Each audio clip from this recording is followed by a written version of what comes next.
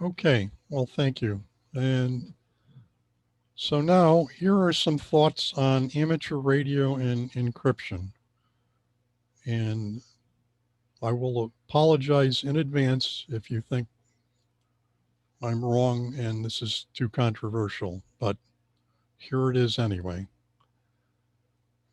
So, in approaching this, here's a couple of questions to consider. First, does the FCC, again, I'm taking this from the point of view exclusively as an American uh, amateur radio operator. So I apologize to those of you not in the United States of America or operating under U.S. Regulations. But I'm sure the situations are similar in other countries. So some of what I'm saying probably has some bearing on you as well. So does the FCC absolutely prohibit encrypted communications in the amateur radio spectrum? First and most important question. And secondly, are there any reasons to use 21st century communication safeguards in the amateur radio spectrum? And my short answers to the questions are no, it does not absolutely prohibit encryption. And yes, there are reasons to use communication safeguards. So let's look at this.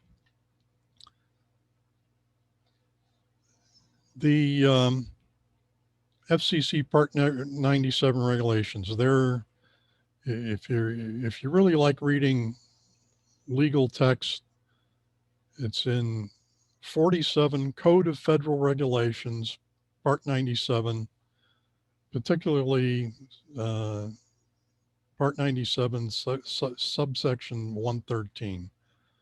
It describes two important concepts: obscuring the meaning of a message and the purpose or intent of the message. So it's important to note that the word encryption is not used anywhere in Part 97 at all.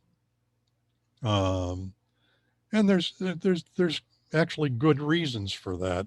What they use is the word obscure, or, which is a synonym for obfuscate, which is to be made unclear without reference to any particular technique to making a message unclear. And so, from a legal and regulatory point of view, it makes a lot of sense to use a much broader meaning word. The second thing that you need to be aware of, it talks about purpose, and purpose is a synonym for an intent. It's a determination to perform an act in a particular manner, okay, for a specific reason. So it's important to understand from really from a, a lawyer's point of view, what is purpose and intent, what is obscure or obfuscate, which is what the regulation talks about.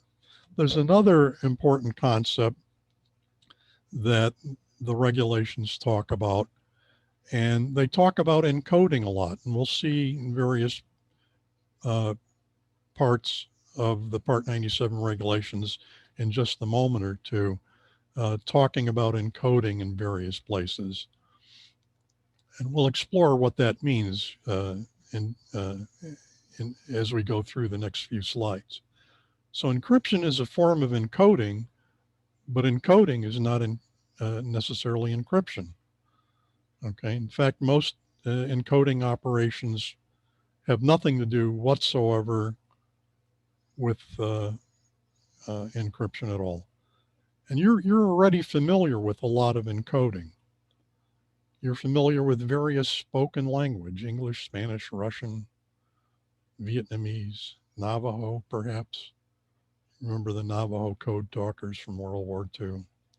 And you're also probably familiar with a lot of digital encoding schemes. If you're operating radio teletype, you'll be very familiar with the five letter code, Baudot code, and if you're operating familiar with computer networks, ASCII or EBCDIC. So those are various forms of encoding. So why does communication generally use a form of encoding? Well, the primary purpose of encoding is communications efficiency. Communication efficiency is improved by using appropriate encoding appropriately. Okay, so to give you an example, let's say I have a hypothetical message here, and I want to convey my personal fondness for a certain group of animals, all of the genuses and species in this particular order. I like turtles is the message that I want to convey. That's just a general concept. Well, I might encode that message in American English. And the encoding for that is verbally, I like turtles. And I can convey that to everyone here on the conference, on the webinar that's familiar with American English. And perhaps I might choose alternatively to encode that message of my personal fondness in Spanish. And maybe a smaller subset of the audience on the webinar would understand my message at that point. So I've obscured the message to some extent, at least for those who only comprehend American English, but not obscured to those who are fluent in Spanish. Alternatively, I might convey that same message in some other language, German or Russian or Spanish, Russian, Maori. Pick a language. Maybe Navajo, if I were a Navajo code talker. It would be extremely obscure to pretty much everybody on this webinar, except to the person to whom I was conveying the message, who was fluent in that particular language. So that's an example of encoding in a spoken language, a verbal language, and with various degrees of obfuscation or obscurity, depending on your familiarity with the particular language in question. But my intent is to communicate to the person at the other end. They're fluent in Russian, not so much in American English, so I say it in Russian. That's an efficient piece of communication. Alternatively, on a digital network, and since we're talking about hardened mesh networking and digital networks, I might encode I like turtles in this representation. This is an ASCII hex representation of the characters in I like turtles. And of course, really what it looks like is here's our like turtles in binary as it would go over the air in some sort of modulation scheme. But this also says, I like turtles. It's even more digitally obscure, but it's perfectly sensible to somebody on the other end that would decode this encoded message in ASCII binary. So that's what encoding is all about. Again, remember, it's done for communications efficiency, using the spectrum efficiently, using time and space efficiently. So we talked about the two parts, and here's an excerpt of some of the text from 97.113, subsection 113.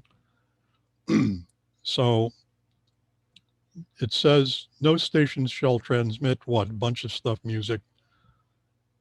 You can't send messages that will facilitate criminal activities. But here's the important messages encoded for the purposes of obscuring their meaning, except as otherwise provided herein. Okay, so that that tips you off to the answer to the first question I raised. Does the FCC absolutely prohibit encryption or obscuring? Well, no, because there are exceptions, and we'll get to in a moment. Furthermore, it says they're prohibiting messages encoded for the purpose of obscuring their meaning. Well, if I'm sending a message, I'm speaking Maori or Navajo, it's certainly obscured to pretty much most of the planet's recipients. But my purpose is not to obscure the meaning, but to communicate efficiently with a native Maori or native Navajo speaker. So that would be perfectly legitimate. Digitally, that we might have the same effect. So what are the exceptions that Part 97 talks about? Well, subsection 217 under telemetry. Telemetry transmitted by an amateur station within 50 kilometers of the Earth's surface is not considered to be codes or ciphers intended to obscure the communication, the meaning of the communications. Okay, so there's one exception. Telemetry. Space telecom command. Okay. All right. Pretty obvious why the space telecommand you'd want to obscure, encrypt, if you will, telecommand messages to the station in space operation, because you're controlling a device that, if it were controlled by somebody else other than you, somebody not authorized, because the telecommands that you're setting to control its attitude to fire or retard rocket motors or turn on or off certain devices or move the space station around in some fashion, could cause harm to other property, other satellites, potentially harm to human life in orbit. So it makes good sense to be able to obscure and encrypt telecommand. So there's another exception. What else? Oh, here, a little closer to Earth. Certainly well under 50 kilometers off the surface of the Earth. Model aircraft. You can send obscured, encrypted, if you will, messages to control model aircraft. Okay, so here's a crazy idea. What happened if you took a ubiquity Arden node, let's say an appropriately named rocket device, glued a couple of wings and a propeller to it, and called it a model aircraft? I suppose you could drop it off a tower or something like that and fly more or less for a while. But you could control it with an encrypted message. Subsection 309. Okay. Here we talk about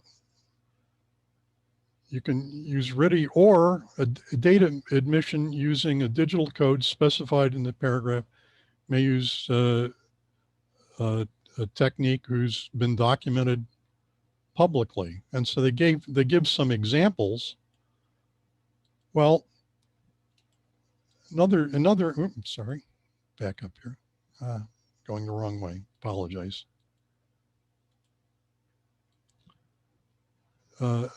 Technical characteristics of documented publicly. Again, digital codes. Well, pretty much everything you send across an Arden network has been publicly documented somewhere. Frankly, I personally don't understand most of it and never will, and I'm sure that's true of many of us.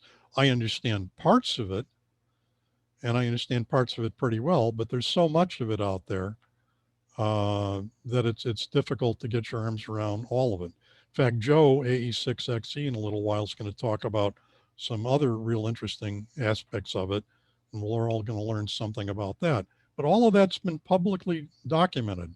It's all out there for you to use and learn and enjoy.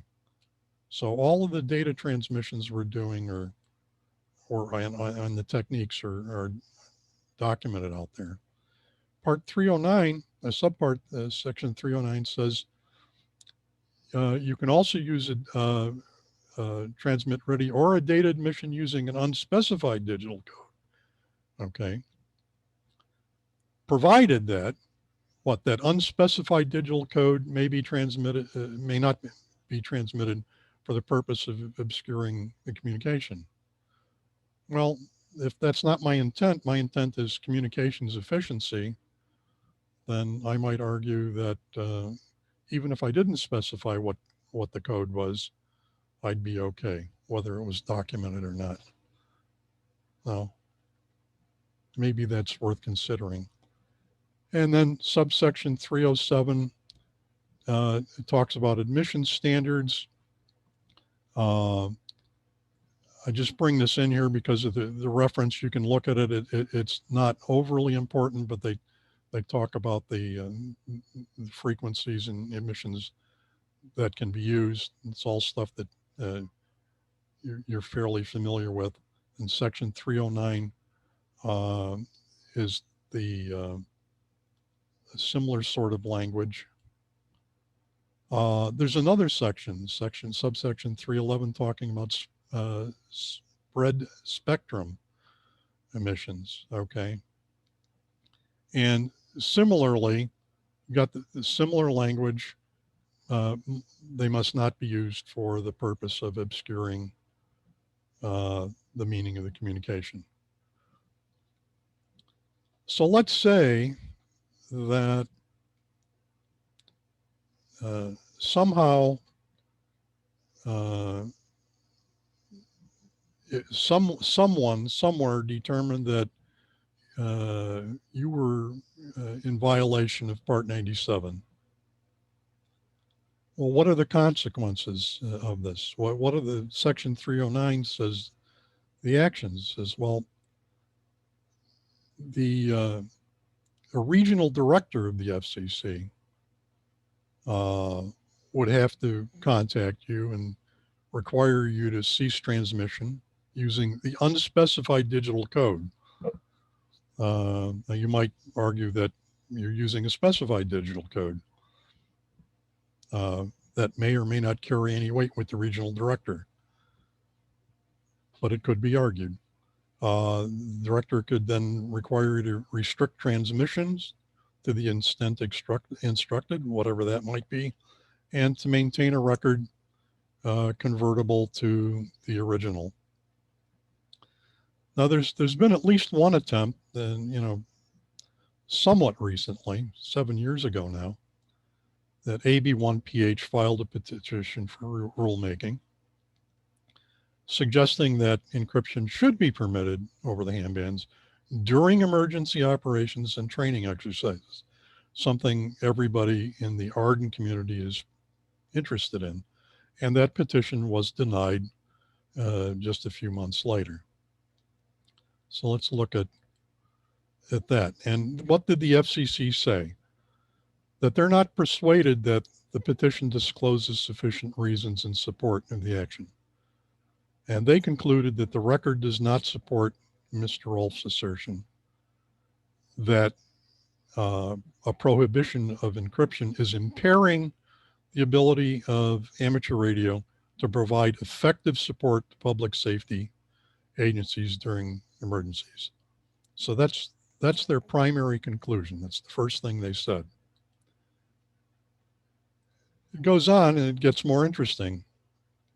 Their report cited numerous examples of amateur radio communications in emergency and disaster relief, none of which appear to have been impaired by the prohibition on encryption, and that the amateur radio operators have been in recent years have been useful in recent years, augmenting essential communication services, and they're not intended to supplement or replace the dedicated public safety communications. Furthermore, the ARRL in this proceeding argued that there is no basis for assuming the encryption of transmissions in order to obscure their meaning is necessary in order to continue and enhance the utility of emergency and disaster relief communications, stating the ARL is stating that it is unaware of any emergency or disaster response agency that is unwilling or reluctant to use amateur radio as a part of their communication plan due to amateur radio stations not being able to transmit encoded or obscured message. And again, keep in mind the context of this is September and well, the summer of 2013, 7 years ago. Just shortly, a couple of years before Arden really took off. Remember, we're just about 6 years old. It was really, Andre announced the official formation of Arden as a project team. I believe it was in February of 2015 at the Yuma Hamfest. Keep in mind that we had started our organizational work some months before that, but still this was a couple of years after this petition and ARL finding. So at that time, they were unaware of agencies' reluctance, or they were unaware of any agency that was unwilling or reluctant to use amateur radio because we couldn't encrypt. And almost no public safety agencies filed any comments in support. So almost no is not the same as none. So I didn't go back and look and see which ones might have filed, but you need to be careful about what you're reading. So at the time, there didn't seem to be support.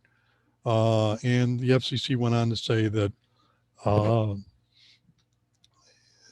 they're helping ensure that amateur service because it remains non-commercial, self-regulates, and they're talking about the content of messages that are encoded, known only to the stations that have the code, use to encode them. Okay, so that was their view then. So they also conclude that while the proposal could advance one purpose, it would undermine the other purposes and characteristics of the amateur service. And they said they would say that it would not improve or enhance the operation of amateur radio stations or otherwise be in the public interest. So they dismissed the petition. That was in 2013. Well, even then, and certainly since then, you have to ask yourself and look around your own neighborhood, look around in your own town, look around in your own county, look around in your own region, your own state. And you look at what sort of communications your law enforcement, your public safety, your emergency management, your healthcare providers, your ambulance service, your firefighters. You look at the types of communications services all of these agencies use, and they have some important common characteristics. One of which, almost all of them, at least to the extent that they're able to afford to put them in place, almost all of them are 21st century communications services that are largely digital. They're using internet technologies, they're using Wi-Fi, they're using wired devices, they're using computers, they're dispatching digital, they're using digital radios. That's what's happened in the 21st century. Oh, and guess what else goes along with that too? To the extent that they all have more or less computers, web servers, email servers, file servers that have a lot of their important both public and secured information available digitally across remote links. All of them that have half a brain at all, that are living in the 21st century, have them secured. So all of these servers are largely using transport layer security, or the equivalent. They're using encrypted, obscured, if you will, communications. But here's where it gets even more interesting. So the question is, has the league changed its opinion? I took the revised Introduction to Emergency Communications course the league put out, EC001. When was it? I think it was one of the first groups, not the first, but probably the second or third. So that would have been about a year and a half ago or so. And excuse me, they seem to suggest something new. So I excerpted something from that. In section 3, topic 14, they're talking about message handling. By the way, if you haven't taken this EC001, I'd strongly recommend taking it. I think the league did a terrific job on putting this together. It's a very comprehensive course and gives you an opportunity to learn a lot and really up your skills and your understanding of what types of emergency communications are needed. So the league in their course, they're saying some agencies use a system of fill in the blank data gathering forms with numbered line. To save time on the radio, in other words, communications efficiency, all that is sent is the line number and its contents. Okay, so a casual listener, if I'm listening, it's not encrypted, I'm listening to some radio operator saying line 1, value 23, line 5, 20%, line 7, value 0. So the receiving station that I'm communicating with just filled in the numbered line on an identical form. I don't have to read the whole form off. I don't have to send the whole form. Okay, but a casual listener doesn't have any real information. The league goes on to say, as long as encryption is not the primary intent, this practice should not violate FCC rules. Interesting. Okay. Well, it certainly wasn't encrypted. It may well have been deemed obscure, but then like a foreign language, it's obscured too. Okay. Interestingly enough, if this had been the 1940s and I'd done something similar, if I'd said line 39, value 90, line 73, value 80, line 110, oil. This is the 1940s. To me, that might sound very much like I'm sending a message to a German U-boat that there's a standard oil tanker at latitude 39.90, longitude 73.80 off the New Jersey coast off Tom's River in the Atlantic Ocean. So, you know, back in the 1930s, 1940s, 1950s, the Navy wasn't real happy with amateur radio operators. So things change. Anyway, going back to the league's example, amateur radio operators using this form of obfuscation.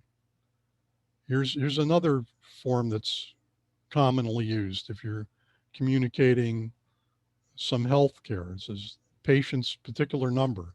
It's not Randy Smith. It's not Daryl Quinn. It's not Andre Hansen. It's these patient numbers cannot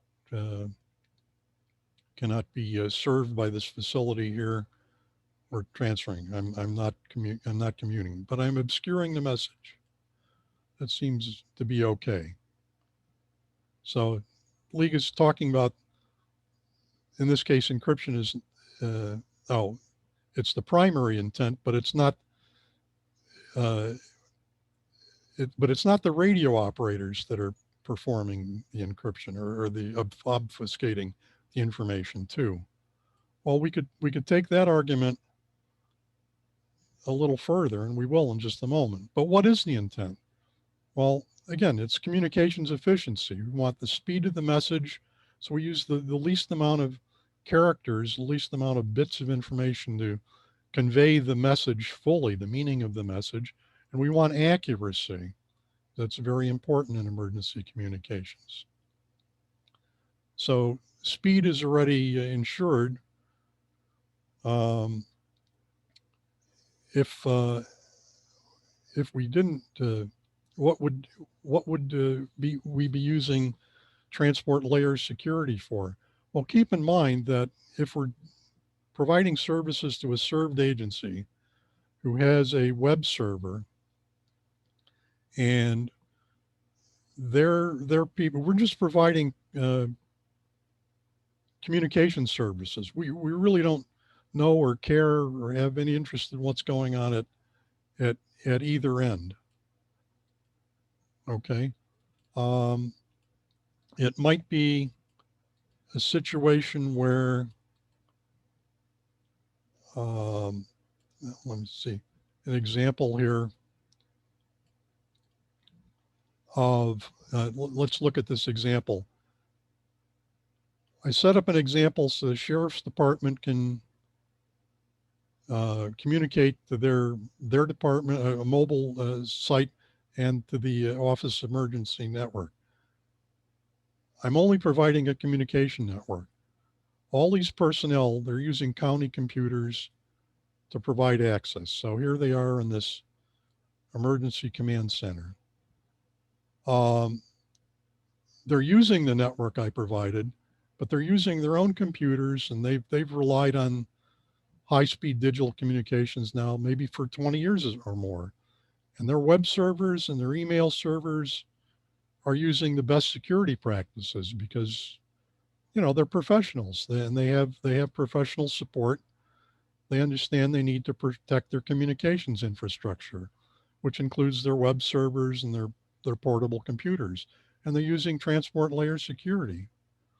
So they're using their computers, they're using the communication network I provide. I'm not, as the network operator, I'm not doing any encryption at all. Let's say an OEM supervisor uses a web browser and he sends an email to the county's email server and both ends are again encrypted because that's the way they've set that up. Now, are the messages clear at both ends? Certainly the person typing in the message, either an email or a uh, law enforcement officer requesting some dispatch. Uh, he's typing in the dispatch request at the mobile command center, and he's talking to the sheriff's department computer that handles dispatch assignments. And certainly at the dispatch end, the computer knows what it needs to do. That's all in the clear. So all of those things are happening uh, without any of my input, without any of my control. Uh, the parties, the county parties at both ends know what's going on. Um, the messages are clear to both of them. The reason that they've put this stuff in place again is standard practice, not just even best practice, but standard practice in the 21st century, so they can confirm the authenticity of the parties at both ends, whether it's a human on a computer or is it really the web server at the sheriff's department. They can ensure the non-repudiation of the messages they're sending back and forth. They can ensure message integrity and accuracy. Those are the intents. Those attributes are important to them to operate a communications network uh, in the current times. And so, similarly, if we were doing this the old-fashioned way on paper and with voice, uh, we would capture signatures on an actual written ICS 213 form or something equivalent, and retain all of these things for historical records. Well, the same similar sorts of things happen on the high-speed digital networks. people at both ends have um, captured their email messages and on their laptop computers and on the web servers, so they're there. Similarly with voice communication, we use phonetic alphabet to convey messages and ensure their integrity and their accuracy. Well, we've got all sorts of built-in controls and digital networks to do this as well. And there are consequences for not doing this or not permitting this type of traffic. That you're putting not only the communication network at risk, but more importantly, you're putting um, the people and the systems that use that communication at risk if you don't have the ability to provide safeguards. And in fact, while the league did not find any evidence, nor did in 2013, the question is how diligently did they look, if at all? I would maintain that if you look today, served agencies, some, maybe many, would rightfully dismiss any use of an amateur radio digital network without suitable safeguards today. If I were the county sheriff and said, well, I've got my web server for dispatches uses TLS by default, and the deputy that I'm going to assign to supervise the mobile command center to use your network on his laptop, he's going to have a TLS session set up. Your communication network needs to support transmitting and receiving that information. Otherwise, I can't use you, because that's how I have to operate in today's world. So again, keep in mind that it's not the network that's encrypting, it's the serve agencies. The encryption is not the purpose of the digital network that we provide. Purpose of the digital network we provide is fast, high speed, reliable communications.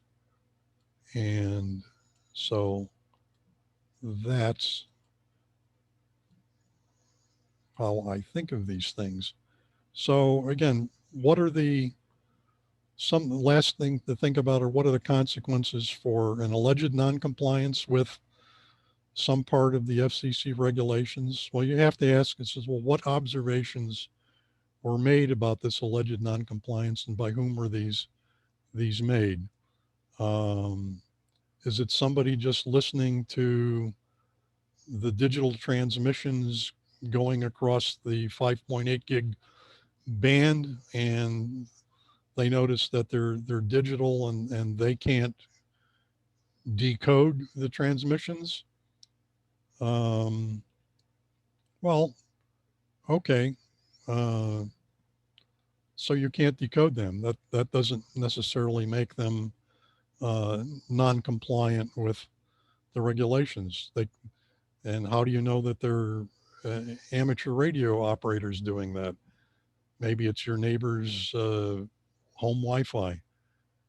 Another question to ask is, well, what procedures were followed to make these observations, and what procedures were followed to report them?